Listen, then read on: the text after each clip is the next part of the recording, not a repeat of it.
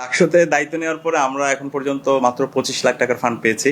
আর BP GS AGS আমরা একটা টাকার ফান্ডও আমরা এখান থেকে খরচ করিনি।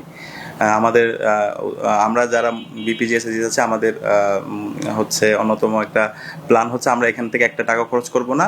আমরা আমাদের যে অ্যালামনাই আছে বিশ্ববিদ্যালয়ের বিভিন্ন আমাদের যারা রিসোর্স পার্সন আছে তাদের মাধ্যমে আমরা ফান্ডগুলো ম্যানেজ করে আমরা এখানে ব্যয় করব। এবং বিশ্ববিদ্যালয়ের আমরা ইতিমধ্যে একটা হিসাব চেয়েছিলাম।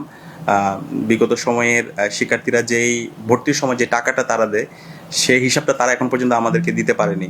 এবং আমাদের যে ফান্ড দেওয়ার কথা ছিল সেই ফান্ডটা এখন পর্যন্ত পরিপূর্ণ ফান্ডটা আমাদের কাছে তারা বুঝিয়ে দিতে পারেনি। তো আমরা নতুন নবনিযুক্ত উপাচার্যের কাছে আবেদন জানিয়েছি ডাকসুর যে ফান্ড আছে সে ফান্ডটি বুঝিয়ে দেওয়ার জন্য, এবং সে ফান্ডটা যেন আমরা শিক্ষার্থীদের স্বার্থে ব্যয় করতে পারি।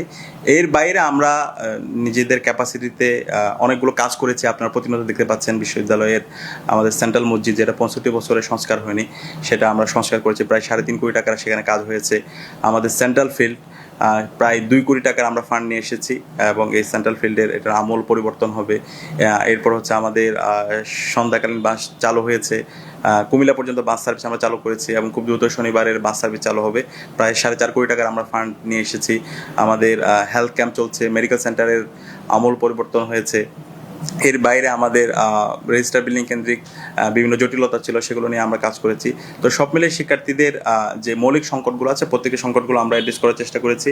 বিশ্ববিদ্যালয় পড়াশোনার জায়গা থেকে যেভাবে সহযোগিতা করা দরকার তারা ওইভাবে আমাদেরকে সহযোগিতা করেনি, কিন্তু আমরা বসেছিলাম না। আমাদের জায়গা থেকে সর্বাত্মকভাবে আমরা আমাদের বিভিন্ন যারা স্পন্সর প্রতিষ্ঠান আছে, অ্যালামনাই আছে, তাদেরকে এঙ্গেজ করে আমরা আমাদের কাজগুলো